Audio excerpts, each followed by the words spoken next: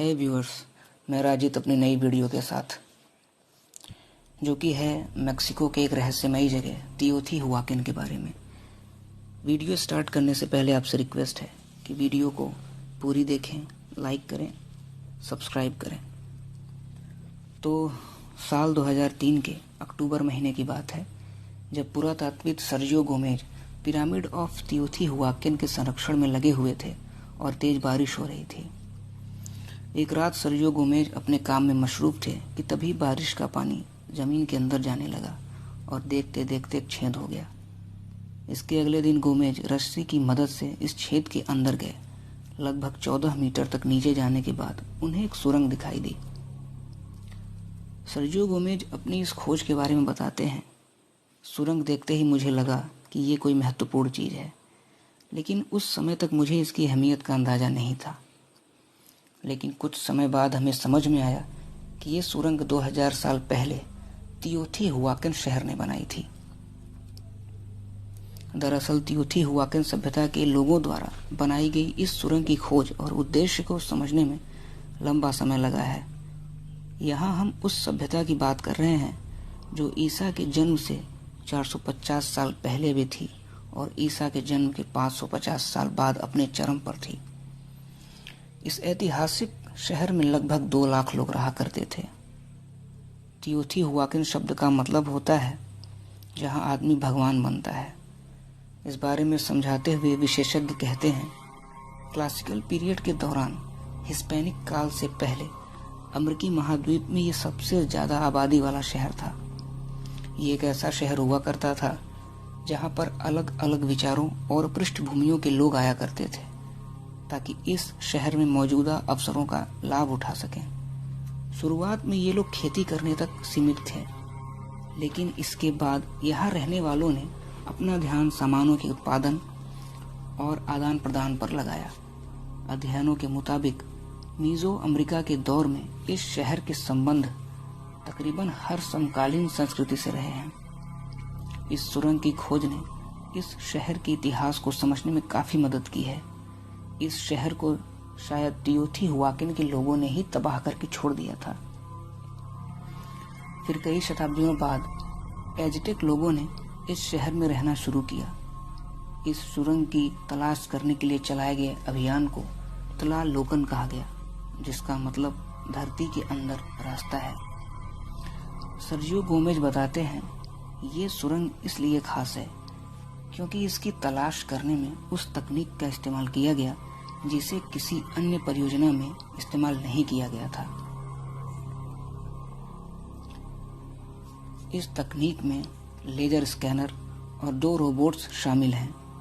ये पहला मौका था जब मेक्सिको में किसी पुरातात्विक खोज में रोबोट्स का इस्तेमाल किया गया हो। इससे पहले इस तकनीक का इस्तेमाल सिर्फ मिस्र में किया गया था। ये सुरंग बीते लगभग 1700 सालों से बंद थी और साल 2009 में इसकी तलाश शुरू की गई। रोबोट्स की मदद से पता चला कि पाइप नुमा संरचना के दूसरे मुहाने पर एक खुली जगह है और टियोथिहुआकन वालों की बनाई गई इस सुरंग में 3 कमरे हैं। सुरंग के मुख्य द्वार से अंत तक इसकी लंबाई लगभग 103 मीटर है, जो कि 14 मीटर की गहराई से शुरू होकर 18 मीटर की गहराई तक जाती है। विशेषज्ञों के मुताबिक टियोथिहुआकन में रहने वालों लोगों ने इस सुरंग का इस्तेमाल किया, लेकिन फिर इसे बंद कर दिया। हालांकि ऐसा किए जाने का कारण अभी सामने न आया है, लेकिन ये पता चला है कि ये लोग इस सुरंग में कुछ बार वापस घुसे, लेकिन बाद में इसे फिर से बंद कर दिया गया। सुरंग में 1 लाख से ज्यादा चीजें प्राप्त की गई हैं। गोमेज इन चीजों की अहमियत समझाते हुए कहते हैं, अहम बात ये नहीं है कि कितनी चीजें मिली हैं, बल्कि ये चीजें हमें इस सभ्यता के लोगों को दुनिया को देखने के नजरिए और प्राचीन मीजो अमेरिकी लोगों के धर्म के बारे में बताती हैं। पुरातात्विद कहते हैं कि सुरंग में मिले सामानों को समझना अभी शुरुआती दौर में है, लेकिन हमें काफी अहम चीजें मिली हैं। वह बताते हैं, इस बात के सबूत मिले हैं कि टियोथिहुआकन में रहने वाले लोगों के मायन सभ्यता से गहरे संबंध थे। हमें यहाँ हरे रंग का पत्थर, जेड शेल्स और स्नेल यानी शंख जैसी कृतियां मिली हैं जो कि ग्वेतमाला से आती हैं। इसके साथ ही गोमेज को सुरंग में उन्हें अमेरिका के दक्षिण पश्चिमी क्षेत्रों में पाए जाने वाले कछुए मिले हैं। इस जगह पर रबर की चीजें पाई गई हैं जिनमें खास ढंग से संरक्षित की गई 14 गेंदें भी शामिल हैं। यही नहीं, इनमें से कुछ टुकड़ों का वल्कनीकरण किया गया था जिसके बारे में ये लोग जानते थे। गोमेज उम्मीद कर रहे हैं कि सुरंग की तलाश करते हुए कई अन्य महत्वपूर्ण चीजें मिलेंगी।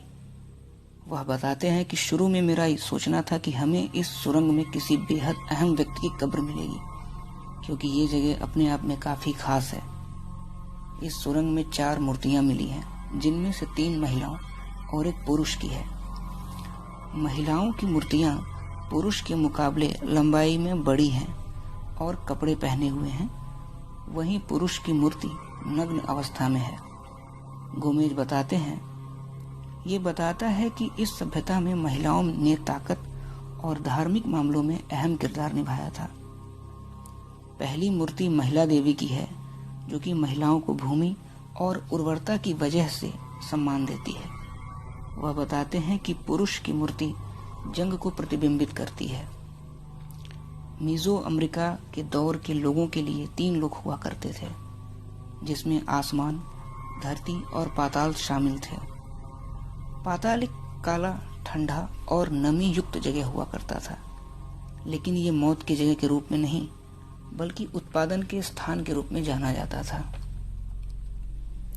यहाँ कई ऐसे देवता रहा करते थे जो तीनों लोकों का संचालन करने के लिए उत्तरदायी थे। इसी तरह जब किसी राजा की मौत होती थी तो उसके पार्थिव शरीर को जमीन के अंदर ले जाया जाता था और नए राजा को भी शक्तियों के लिए जमीन के अंदर जाना होता था। इसके बाद वह एक देवता के रूप में बाहर निकलता था। इसीलिए इस सुरंग में आम लोग नहीं जाया करते थे और इसका इस्तेमाल सिर्फ धार्मिक कार्यों के लिए होता था। इस सुरंग के मुहाने को अब बंद कर दिया गया है और इस सुरंग को आम लोगों के लिए कभी भी नहीं खोला जाएगा। गोमेज इसकी वजह समझाते हुए कहते हैं, ये एक खतरनाक जगह है, हमें इसे सुरक्षित रखने के लिए सभी जरूरी कदम उठाने चाहिए। ये बेहद संकरी है और ज्यादा लोगों के घुसने की वजह से टूट सकती है। तो ये थी कुछ जानकारी मेक्सिको में पाए जाने वाले टीओटीहुआकन जगह के बारे में।